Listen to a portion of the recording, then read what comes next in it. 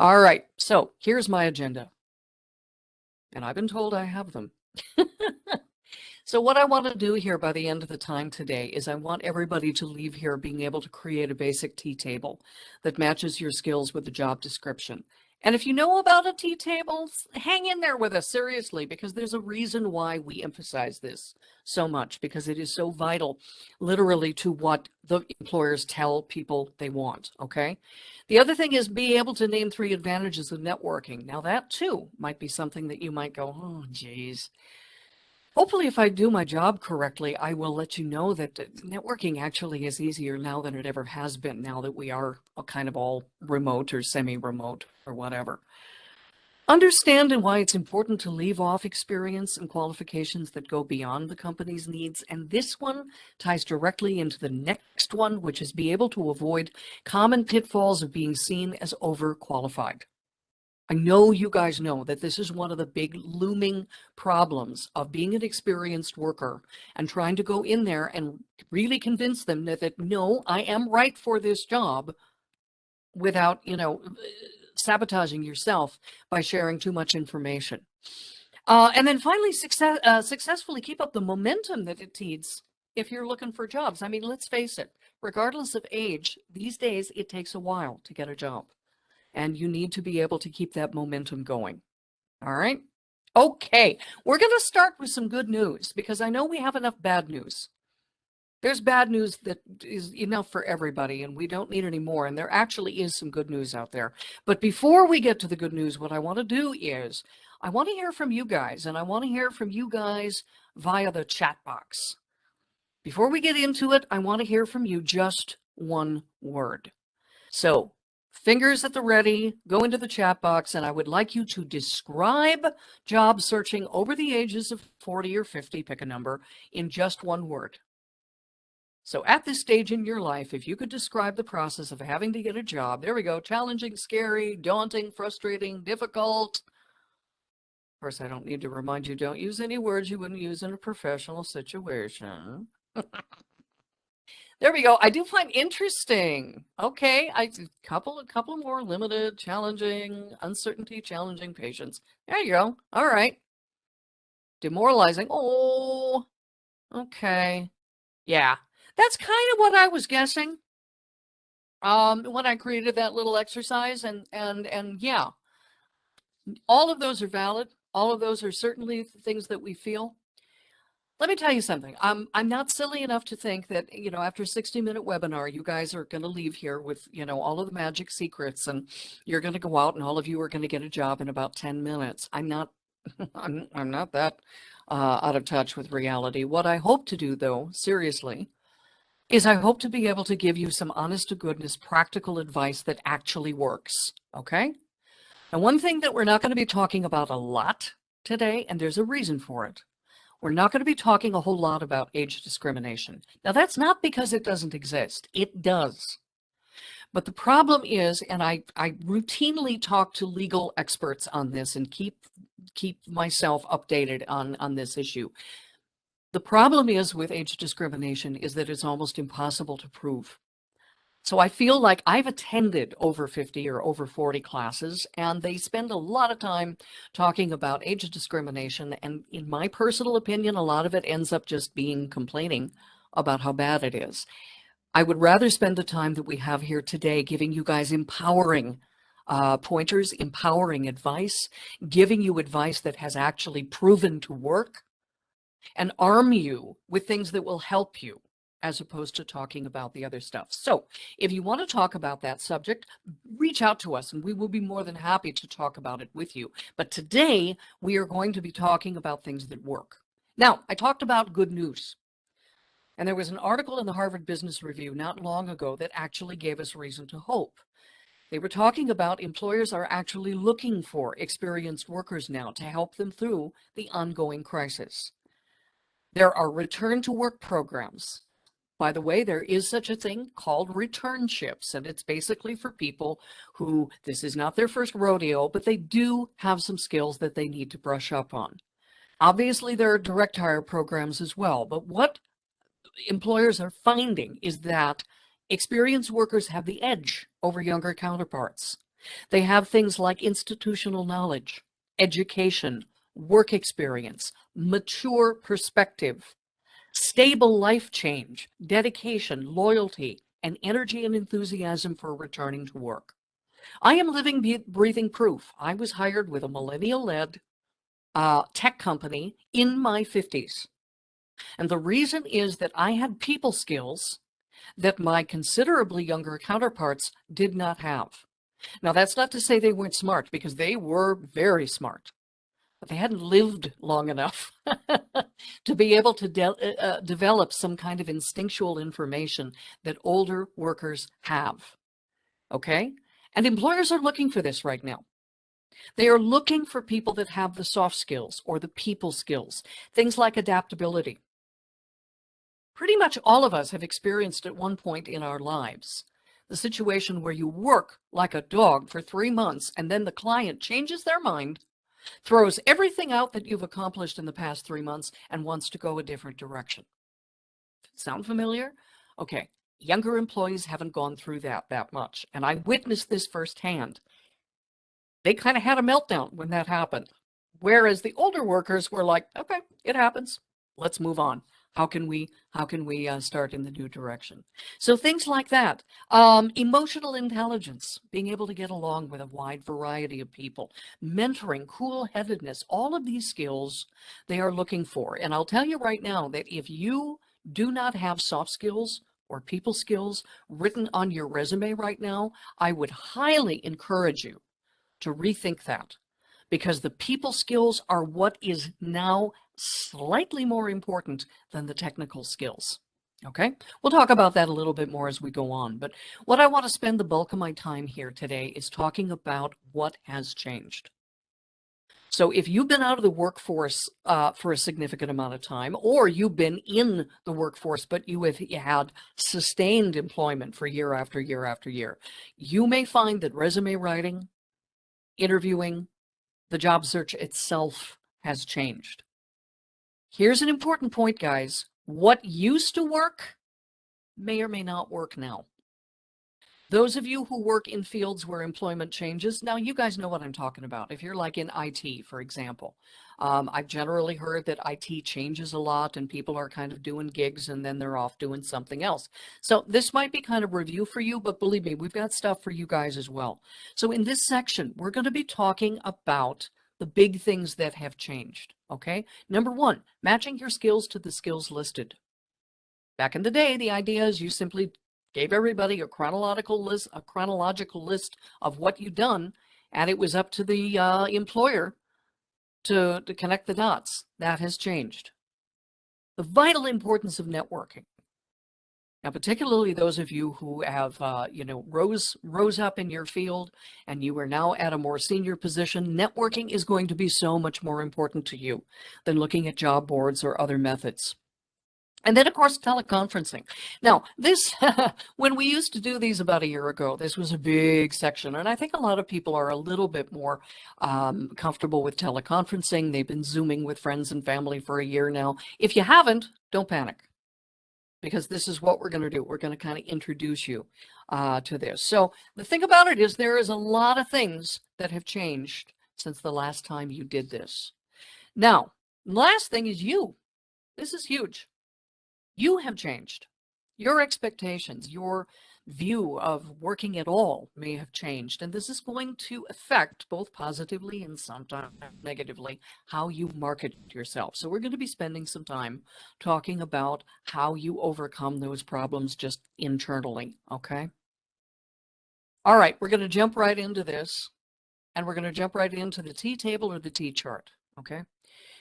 So as I said before, historically, resumes were written chronologically. At the top, you listed what you did most recently, and then you worked your way down from there, and you listed the duties of all of these jobs. And as I said, the responsibility was on the hiring manager to look at everything you've done and make a connection between what you've done before and what he or she wanted you to do now.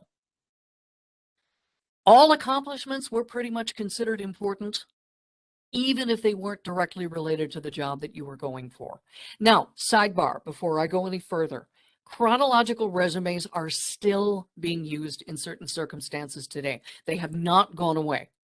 So please don't let the takeaway be, I shouldn't have a chronological resume. You may want one. It may be appropriate for you. So I would say reach out to a career force staff member, ask them to help you decide which kind of resume is going to be the best to tell your story in the most effective way.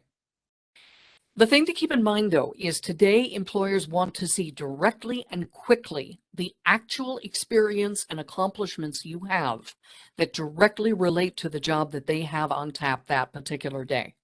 They need to see it, and they need to see it quickly. And you probably heard about artificial intelligence that are scanning your resume when they come in. And it's even more important that you have your resume filled with the skills and accomplishments that they say they want, because quite frankly, if the scanning software doesn't see enough of the keywords and phrases, you're going to be sent out, your resume is going to be sent out to the ether, and it will never be viewed by a real person. So how do you do this? How do you create a resume that's going to, I hate to say this, guys, it's so cynical, but that's going to make the robots happy, okay? So this is what we're talking about when we're talking about a T-chart or a T-table. Now, this is an exercise that you do yourself. This is not something that you would hand to an employer. This is literally something you can do on a good old-fashioned piece of paper and do this. You start by drawing a big old T on a piece of paper. In the left-hand column, you're literally going to be taking the keywords and phrases right off the position description of the job that you think you would like to go for. And then in the right-hand column, as you already probably figured out, you are going to write the key accomplishments and experience that you have that match that. So when you think about it, basically it's, you say you want this, great, I've got it, here's how. You say you want this, great, I've got it, here's how. You say you want this, great, I've got it, here's how. The thing about this, and I do this right away as soon as I see a position description that I'm thinking of going for, is you want to do this because number one, you want to decide, hey, do I want to go for this job? Okay. Do I match enough? And do you need to match every single bullet point? Of course not. But you also need to be prepared to address any of those bullet points where you don't have as much experience. Take a look at it first. And let's say, okay, yep, I've got enough of a match. I really need to go for this job. This T-table or T-chart exercise is then going to inform how you write that resume. And by the way, I'm going to anticipate a question. Yes, pretty much today you're expected to custom make a resume for every single job you go for. Now, that does not mean writing it from square one. No, it's going to be copying and pasting and rearranging, so it doesn't take that long. But this will absolutely determine what goes on the top and what goes on the bottom and what you may want to leave off altogether. The other thing this exercise does is that it prepares you to know, okay, this is what I'm going to need to speak to. Okay, I'm going to need to talk. I'm going to be asked questions about my experience recruiting team members, what I did at the job fairs, how I got those people recruited. This is going to help you prepare for the interview. So I think this exercise is absolutely invaluable. I've been using it ever since I was taught it by a career force employee, and I think it's absolutely fantastic. Now, in the interest of time, I'm going to move on to networking. But again, please, and I'm already seeing some questions here, throw those questions into the chat box because we are going to be using the second part of the time that we have here addressing those questions and digging into them a little bit more.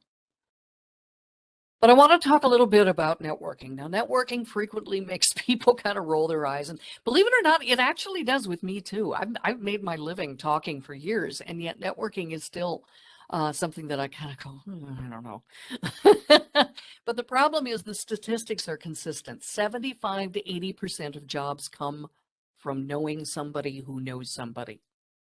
A sobering reality is that there are many jobs, quite frankly, guys, that simply will not appear on the job boards. So if you've been looking at job boards and pretty much leaving that, and that's been your hunting, you are missing out on an enormous number of jobs that you just will never hear about unless you're out there networking.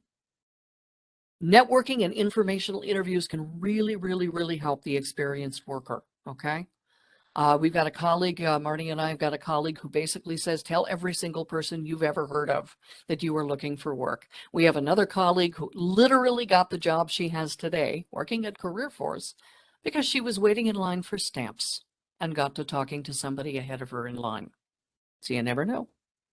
Okay, so let's say that you now want to make a career change and get into something that either you've never done before, or maybe you're like me. Maybe you want to get back into something that you haven't done for years and years and years. The big question for you folks is, do you have the skills that will make you competitive? And you notice I say competitive.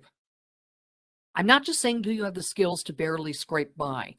I always do, and this is not a fun exercise. I'll be honest with you. It's not pleasant, but I do it anyway. When I'm getting ready to go for a job, I am imagining who is going to give me the most competition. And I'm going to prep myself to go head to head with that person.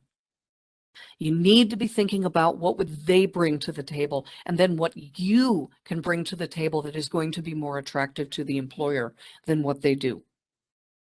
Now, how do you do that? Well, particularly if you're changing career, the best people to give you the answer are the ones who are actually doing the work that you are seeking. Find those folks. Ask them to review your resume and give you candid feedback on whether they think you're out of the box ready or whether you need to update your credentials. There might be times if you're doing a little bit of a switch, even a small one, where they say, yeah, you actually do need to update your credentials a little bit. Hang on, I'm going to mute myself for a sec because I need to cough.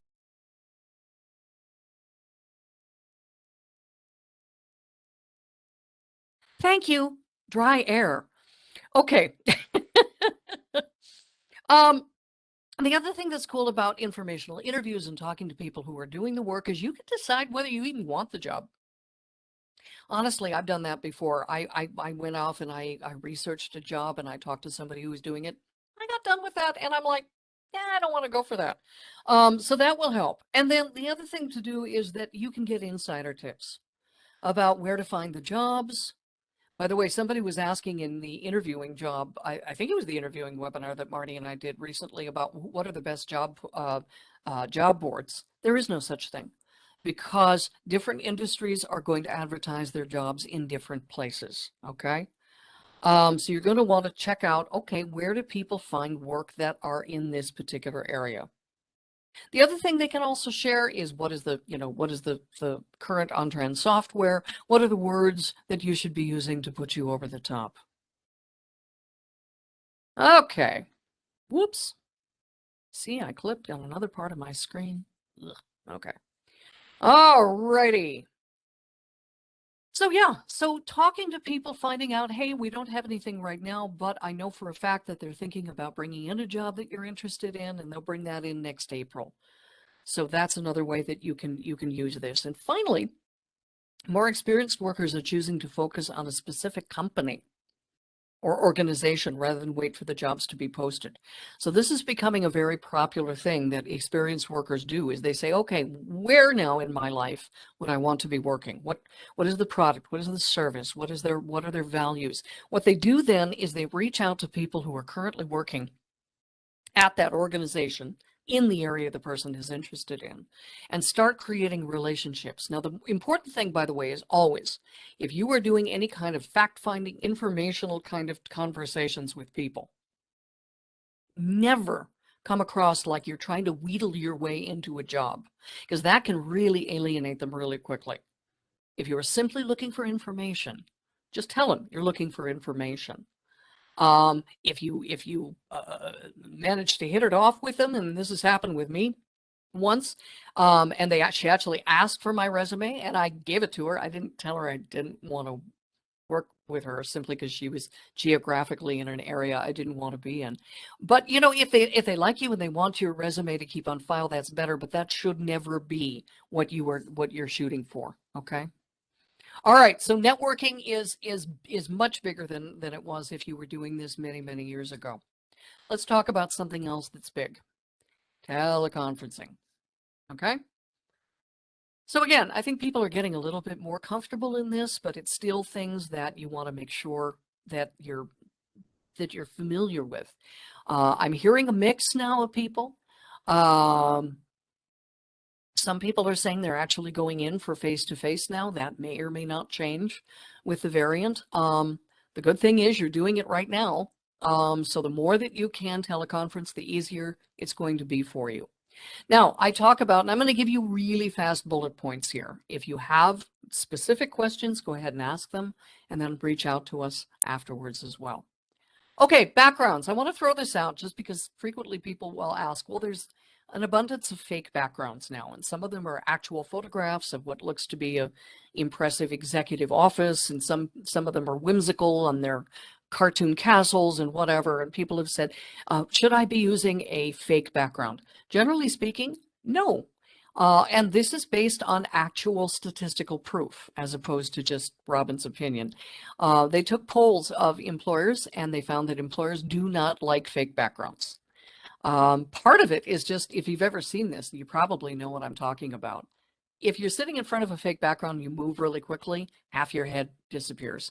And so it ends up looking just really kind of cheesy. And I think it's great for, kind of, friends getting together and whatnot. But for a professional interview, no. What you want to do is you want to make sure that your background is fairly simple looking. Don't be sitting in front of a bunch of, I don't know, artwork that people are looking at going, is that a dog? What is that? You want to make sure that you're not sitting in front of anything that is taking the focus away from you. You need to be the focus and not your background. To that end, choose good lighting. Now, the lighting in here is not great. It's not optimal, but at least it works. Make sure that you're not sitting right in front of a window, because then you are going to be in silhouette. And the important thing is that you're making eye contact, which we'll talk about in a minute, but they see your face, they see your expressions. If you're like me and you've got a window off to the side, make sure that you've got that shut so that, again, that there's not so much light coming in that you're washed out and they can barely see you. So just make sure that it looks good. I did a mock interview once with a woman not too long ago that had a fabulous background, and I said, I wish I had a picture. This is wonderful. It looked great. Okay, dress as you would face to face, even down to the shoes. Why am I saying that? Psychological. Honestly, psychological. Even though they're going to probably see, and here you can see from, shoulder on up, sitting with the entire outfit is going to put you in a different headspace than you would be in if you were wearing sweatpants and sneakers or whatever. Okay. Let's see here. Oh, I did talk about this before, but I want to talk about it again. Eye contact on teleconferencing can be really difficult. It's really difficult to me, and I've been doing it now for about a year. And I think it's because we've all been trained to, when you are looking at a screen, you look at the screen. The problem is the screen is about 2 inches down from the actual lens. Remember, the camera lens on your computer is the eyes of the person you're talking to. And it is so important that you make just as much eye contact with that person through that lens as you would if you were sitting across the table from them. Now, the cool thing about teleconferencing is you can do cheats like you can't in real life. And you can put little Post-it notes. Okay, I'm going to point to you right now. You can put a Post-it note here. You can put a Post-it note there. You can put Post-it notes behind you on the wall if you need to, that will remind you of things like smiling and eye contact and all kinds of good things like that. So you need to do that as well. Audio. I wish I had a catch-all, fits all sizes suggestion for you here. What we discovered here at CareerForce is that really it depends entirely on individual setups. Now, I found that the headset works best for me. At this point, you may find that just the regular microphone built into your laptop works fine. Make sure the audio is good, and make sure that you are not competing with background noises, dogs barking and kids laughing and all of that. It's fine if you're talking with friends and family. It's not real good in a professional situation. And the last thing that I'm throwing in, I'm doing this really, really quickly, but if you take nothing else away from anything that I've said, please take this away. Always make sure that you've got a backup phone number of the person that you are speaking with. things happen. And it's even happened on these webinars where my connection has gone out completely and poor Marnie ended up having to take over. Stuff happens. And so you want to make sure that you've got a backup phone number handy immediately so that you can call the hiring manager and ask how they would like to proceed from there. All right, keep those questions coming, but I'm going to move on to the last section of what has changed since the last time you did this, if it's been a significant amount of time. How you feel about looking for employment right now, and do those feelings show? Now, of course, if you're really enthusiastic about the idea, and yes, there are people out there who are like, yeah, actually, this is fine. I wanted to change anyway. That's fantastic to let that show. But if your feelings are negative in whatever way, if you still have some emotional leftovers from, your last place of employment or resentment about having to look now at this point in your life, this could be a problem. And I would recommend that you reach out to somebody in your life that you trust to be straightforward with you and ask them. Ask them if they're picking up on bitterness or resentment or just kind of struggle to move on when you're talking about your last position. And then if they are, feel free to reach out to us. We can help you find ways of talking about your current job search in a really, really positive way. And it's been surprising to me back in the days when we were able to do mock interviews face to face, how many really good interviews are kind of basically put in jeopardy because they start talking about their last job or they start talking about having to look for work at this point in their lives and their bitterness starts bubbling up. And sometimes I don't think they're even realizing that they're saying the things that they're saying. And this can really, really be off-putting. Now, evaluate your skills now. Now, I know a lot of times people tend to focus only on the skills that they don't have, the skills that they feel that they need, and they may indeed need them. But the other thing, too, is you need to also evaluate the skills that you've picked up on just by living your life. Again, we tend to focus on the negative. We're not focusing on the positive. The fact of the matter is that you now, as a person who's assuming roughly 50 or more, you have got a whole bunch of skills that you didn't have when you were younger. And they are valuable skills, and they are going to be skills that are going to turn into a value to your company. The important thing, guys, is that you are looking at even doing this as an exercise, sitting down and writing everything that you do better now than you did when you were 28 years old. Because those are the things that the companies are going to be looking for. What makes you a better candidate today than you were the last time? What have you gotten better at? And again, I'm going to go back to this idea of just adaptability is a huge one frequently. Or the idea of being able to keep things into perspective. And by the way, there's a common concern that people have is, well, I'm nearing retirement and I'm worried that they're going to take one look at me and think, oh, they're only going to be here for a couple of years. The problem with that is you're making the assumption that the younger people are going to stay for a long, long period of time. And at least for now, in this particular culture that we live in, younger employees are not. So this idea that younger employees have got this longevity that is going to, extend out the next couple of decades, that isn't true anymore. I think it was, but it isn't anymore. So the important thing is that you keep that in mind, and if need be, you remind the employer as well that simply hiring somebody younger isn't necessarily going to mean that they're gonna stick around. Now, the other thing is, as long as we're talking about that, is this idea: what are your goals? Now, they're almost certain to ask you about this. They're going to ask anybody this, and it's going to be really important for you to have a specific answer. Now, your goal might be to retire in 3 years, but I honestly would suggest that you reach out to us and talk through how to answer this question, because the point is remember, they're going to put in a lot of time and money and investiture in anybody that they bring on.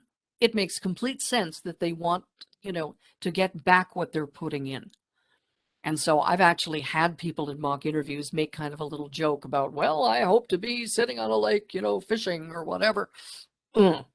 Okay, that probably is not what they're looking for. But at the same time, you don't want to lie to them either, because that's setting you up in a bad situation. All righty, we're moving along. Just because I want to make sure that we get through this And I'm seeing questions coming in, and that's excellent. All right, so mistakes commonly made. Now, by the way, these mistakes that I'm listing here came directly from employers. So they polled employers and said, what mistakes are you seeing that are being made again and again by experienced workers when they're coming in and interviewing for jobs? The common stumbling blocks are being seen as overqualified. I bet I didn't have to tell you that. Losing momentum, letting the narrative be negative, and not updating your skills. Okay? So let's jump in. Being seen as overqualified.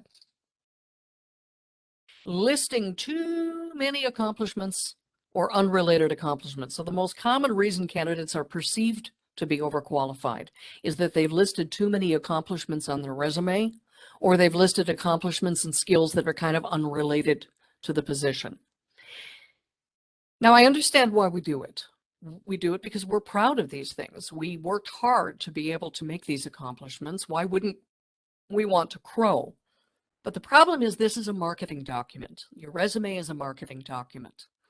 And if you've ever gone to a store and you're reading up on a particular computer, if they're going on and on and on about the fabulous photo processing software that comes installed, and you have zero interest in doing anything with photos, all of these great bells and whistles regarding photos is going to mean nothing to you. And that's the same thing that happens when you're putting in too many accomplishments or unrelated, okay?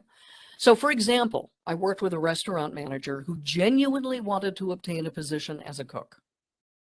Now that person might be sending the wrong message if his resume includes things like reducing operating costs in his former employer. Now that's a fantastic accomplishment. There's no doubt about it. But the problem is that the hiring manager might wonder if this person is going to be tempted to offer unsolicited advice as to how to run the kitchen. So sometimes you got to be thinking about how could this be interpreted as a possible negative. All right. So a better idea for that individual going for, I just want to cook, I just want to focus on the food and the customer, is to create a skills-based resume. And by the way, we have entire webinars based on how to create a skills-based resume. Creating a skills-based resume that focuses specifically on what they say they need and letting all the other stuff not be included. Okay? I have occasionally mentioned some things that aren't on my resume when they ask me because they are interested. But I'm not necessarily going to put that on my resume right away because that could be sending the wrong message. Now let's move around. Oh, and I'm sorry, I'm getting ahead of myself.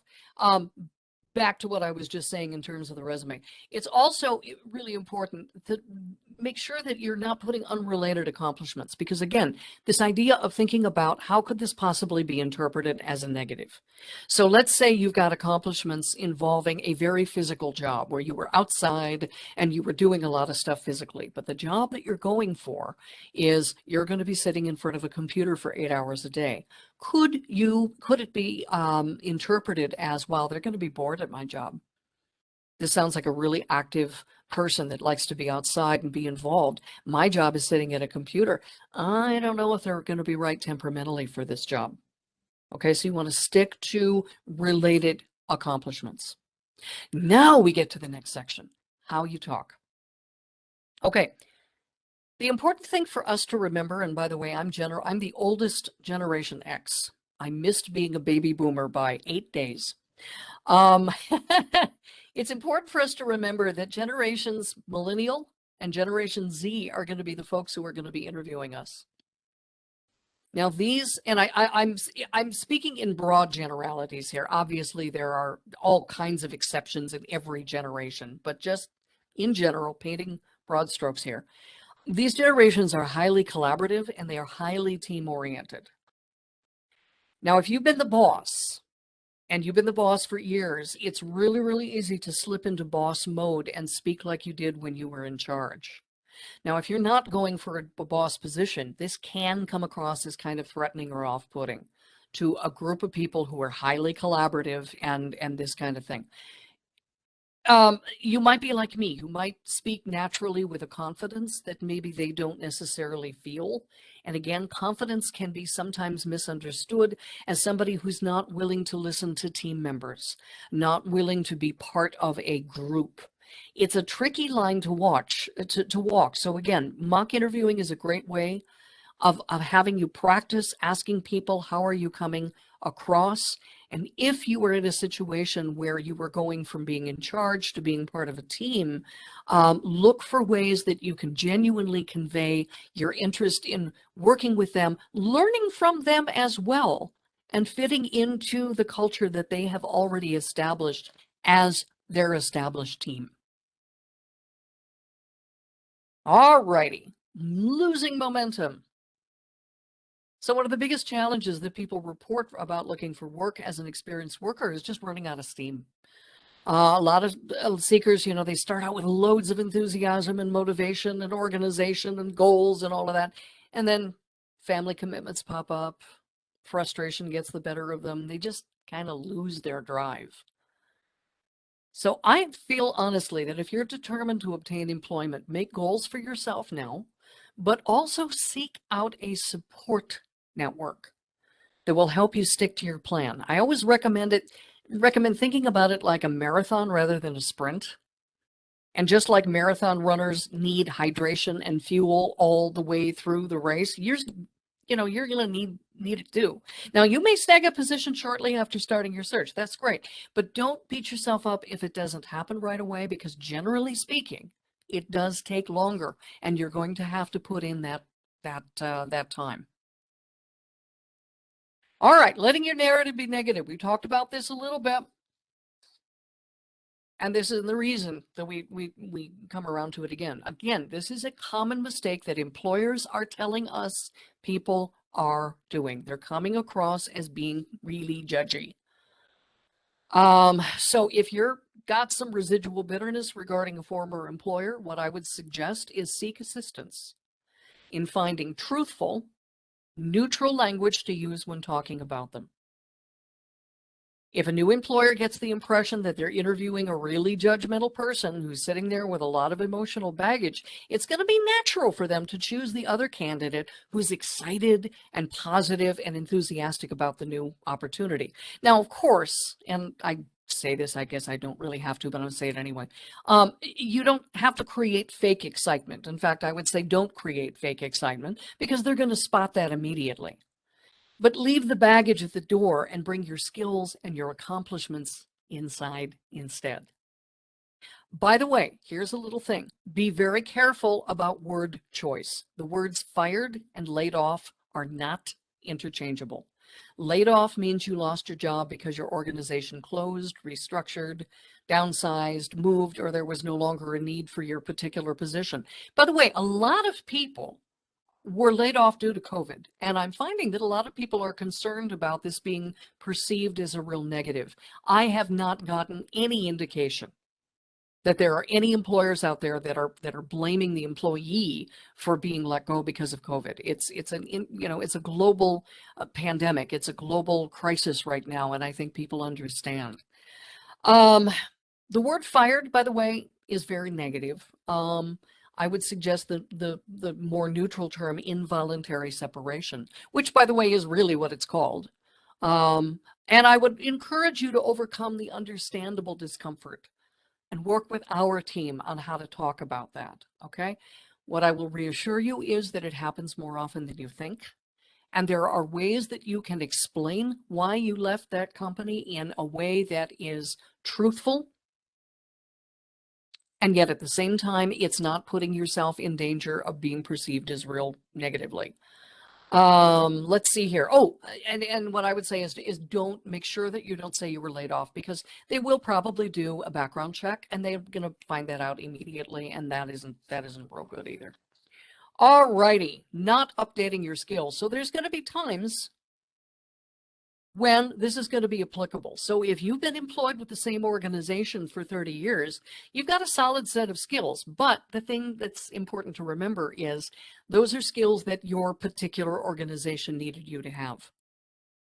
When you go out exploring other organizations, even if it's in the same general area, you may find that other skills are going to be needed. And sometimes, guys, it's just not enough to be willing to learn. I mean, think about it. The hiring manager's got two candidates. One candidate says, well, I may not have personal experience with this particular software, but I'm certainly willing to learn. But the other candidate says, yes, I've used this software for the past 3 years in my previous position, and here are my specific accomplishments with using it.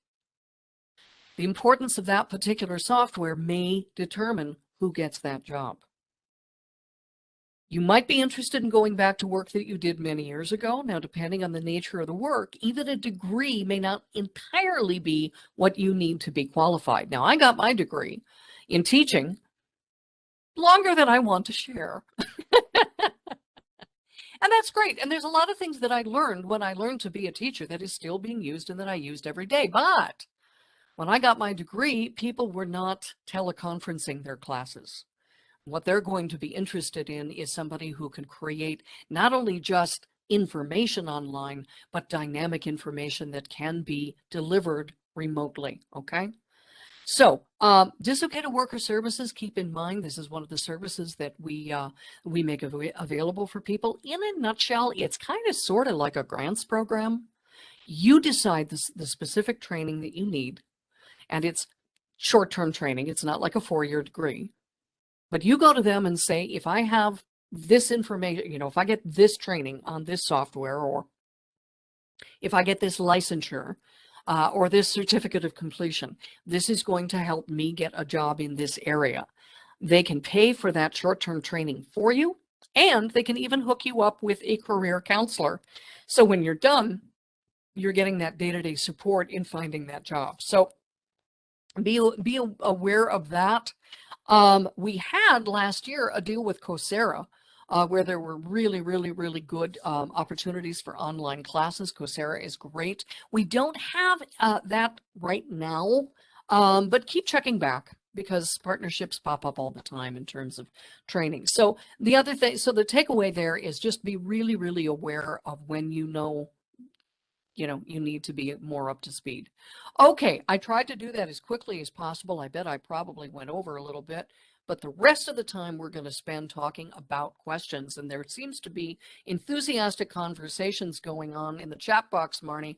So we've got 15 minutes or so. Let's get at them, okay? So much has been said. So many feelings out there, Robin, too. Which, as we've discussed before, we really want to have a longer talk with you about these feelings because Robin said the B word, and what I am seeing in the chat box is a lot of baggage. And it's time to talk that out with maybe somebody here at Career Force. Yep. Some Absolutely. other thoughts that I just wanted to start out with is a reminder that somebody put in the chat box saying people enjoy meeting positive, upbeat people. Remember that. Whether you're here or you're out on LinkedIn, people enjoy positive, upbeat people. So if it's a fake it till you make it kind of situation, before you have a long conversation with someone at Career Force and kind of get some of that baggage out in the open and maybe off your shoulders and maybe start to let go of it, that sometimes needs to happen. We also had some interesting confessions here. Someone said, I have always made fun of the kids in drama class back in high school, but in 2021, one of the greatest regrets. So I just thought off the top, those were a couple, things that we Speaking as a drama kid for my entire life, but we laugh about this, guys, but seriously, Yes. I want to throw something in.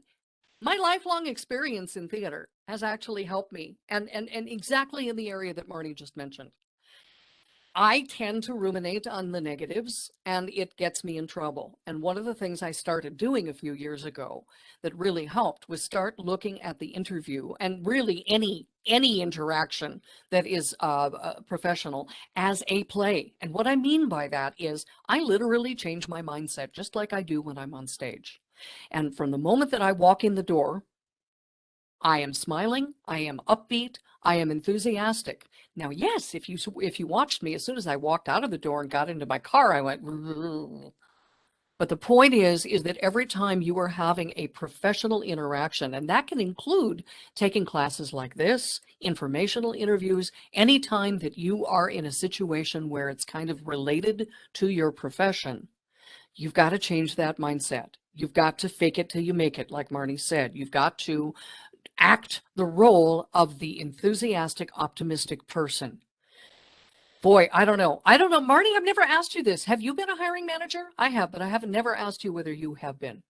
I have not, no. Okay. I've had a Here's lot of leadership experience in my personal life, especially growing up, where I was in charge of a crew of 4. And okay. Okay. Absolutely. But it was amazing to me the number of people that came in the interview and showed no enthusiasm for the job and no interest for the job too. They came across, now whether this was their intention or not, I don't know, but they came across like this is a burden and I don't want to do this and I'm not happy about being here, but by God, I'll do it. That's not the person I'm going to hire. And so it's really, I mean, what she's saying is so important that from now on, moving forward, every time you're in a situation that's even related to that job interview, that you're putting on that persona of the professional and the positive person. Okay, yes, off my soapbox. Next. yep. Filter your thoughts, folks, and contact us and we can, hear it out first. Help you get it off your chest. Yep. Okay. Lots of housekeeping type information. Someone is confused about how do I register for other creative job search stuff. Well, you can go ahead and watch them on that previously recorded online workshops, and that would count.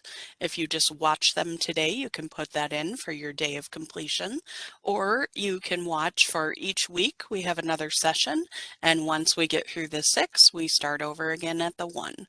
So if this is a repeat, that's fine. You're probably going to get different questions and different reminders and, some good reassurance of other things as well. So thank you for joining us, even if this isn't your first time. There is a video library, and I did put that out there. You'll see it again on the information that you get in our follow-up. You'll get the PowerPoint, and that will include the slides and the speaker notes that Robin has had for you. Someone asked about where do I find my unemployment account number? That one I'm really not sure. Unemployment is done either online or over the phone, so you'll want to go to the website uimn.org and learn what you need to learn there. There were a few questions about, can CareerForce staff help me remotely with resumes? Yes, we absolutely can. And I understand that folks have a variety of resume questions right now. A couple high points, please go to minnesotaworks.net, use the fill in the blank resume. That way you can get all your text in, and then you can use that to be rearranged and rewritten elsewhere. Clarification on how to request a one-on-one meeting. So the job search appointments are out there at several locations, I think maybe like 16 locations throughout the state. They will read job search appointment dash in person, phone, or online. So you will sign up with a particular location, and then CareerForce staff will contact you to clarify which you'd like, either in person, phone, or online. So try to schedule out a few days or give us ample response time for us to see that you've registered for one of these appointments, and then for us to contact you to see, would you like to meet in person, over the phone, or virtually. All right. Particular people designated with LinkedIn experience. Sean Morgan, Brittany, Cheetah, I know have both taught LinkedIn classes. I just taught one recently. You can have more than one appointment, so you can get a couple different perspectives. If you called in and there was some confusion about who could do your LinkedIn review, I'm very sorry to hear that, but we will absolutely find someone to help you, or we'll do it ourselves. Miss Robin, the first official question. Do you have any different advice or directives for people who are maybe over 60 or over 70?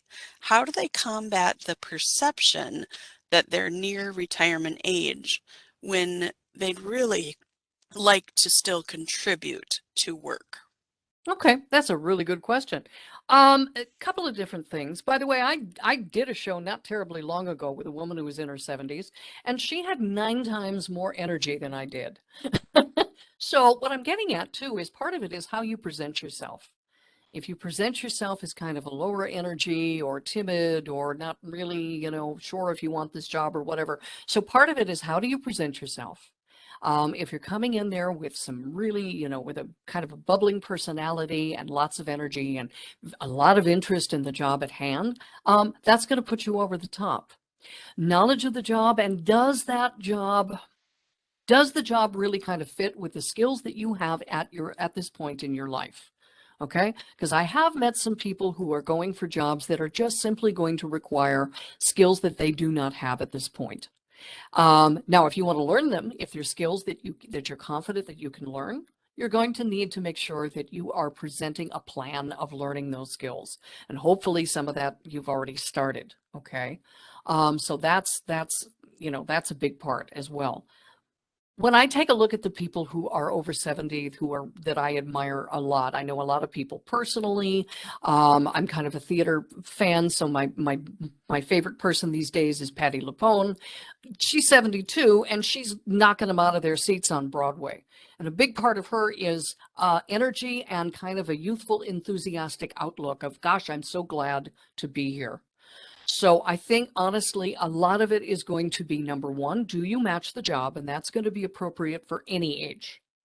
Do your skills match the job that they're going for? Okay. Have you done that T chart? Have you done the T table? Do you want this? I've got it. Hey, you this? I've got it.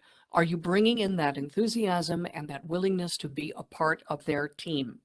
If you match those criteria, I can't imagine they aren't going to want to come in and have you come in and talk with you. And I don't think you necessarily, in fact, I would say, resist the urge to apologize for your age. I have been in that situation where I feel like I should apologize, or you sabotage yourself by saying, well, back in my day. I've literally had people do that in mock interviews where they're reminding the people of their age where it's not appropriate. It's really not appropriate. I'm sure there might be one or two random examples of referencing your age might be appropriate, but the vast majority of questions have nothing to do with how old you are. So don't sabotage yourself by bringing it up where you don't need to, okay? I got very, very enthusiastic on that. Can you tell? I did. She feels passionate about it, folks. So if you want to talk about it more, if I feel like she has more feelings to share. Okay. Someone brought up the AARP job search, and I feel like, Robin, you've mentioned the site before and Yeah, I things that have have. been helpful. If you want to go lickety split, because I can't remember the exact URL, but if you want to Google AARP pledge, AARP set up a system a few years ago where it got companies to sign up on what is called a pledge. And it's basically companies that are publicly stating their enthusiasm and their support of the experienced workers. These are companies that are willing to go officially online and say, we like experienced workers and we want to bring in experienced workers, and we are going to, actively interview them and actively consider them for each of our jobs. And so I would suggest, yes, take a look at that, not to mention the fact that AARP has got a ton of resources whoops, I'm sorry. I got so excited to look something up for you guys, I messed up. Resources for you. What I was trying to look up, and I forgot that I was sharing my screen, is I think it's nextavenue.org. Yes. Nextavenue.org is co-run by my buddy Chris Farrell, and that is a organization that is all about the experienced worker. It is a fantastic resource. The other one is shiftonline.org. Shift was a group that actually did meet back in the day, face to face. And it was specifically dedicated to older workers. I went there as a client at one point, and I actually got to know a lot of the people who run the programs and things over there, and I've worked with them before. And so that's another thing that I would suggest is go to shiftonline.org. I think what they're doing is everything is done virtually now, but double check. So I would suggest that as well. Excellent. Okay. 1 minute, one more question. All right. Let's try it. How do you go about studying for an aptitude test that many employers are putting out there and requiring for a job seeker when they apply? Okay, I'm going to give you one, and then having worked with Marnie long enough, I know she's going to have like 5 more helpful things. So I'm going to give you the one that springs to my mind. Glassdoor.com is a great place to go to do some research on companies. And more organizations are being added to this. So if you're not familiar, Glassdoor.com is kind of a compendium of reviews of current or former employers, and they talk a little bit about what it's like to work at this particular organization. And one of the things that they do provide is they do provide with surprisingly detailed information about any interview questions and sometimes aptitude tests that you may end up having to take. And so number one is I would research the company that is going to be giving you the test. I would look them up on Glassdoor, look them up on any of the other websites that also do this kind of review thing, and find out what you can about it. People might be sharing information about that. What are you going to add, Marnie? I'm going to say reach out on LinkedIn. Find the people that work at this employer. Find the new employees who likely taken that same aptitude test. Find the HR folks, the HR interns, the folks that put this aptitude test into the process, and learn more about what it entails and what they're trying to learn about you. Absolutely. All right. Well, I think that takes us up. Yep, it does. It takes us up to the end. Thanks, guys. It sounds like we got an enthusiastic conversation. Again, don't forget Marnie's really good advice. Make sure now that you are shifting. Let this be the starting point. If your narrative has been negative up until this point, make sure that moving forward now it is positive. It's realistic, but it's positive. We're here for you. Reach out to us for individual things. I'm going to send you the follow-up packet. Those of you who took the interview class, you have already gotten it. But you'll get it again. Thanks, everybody. Have a wonderful day.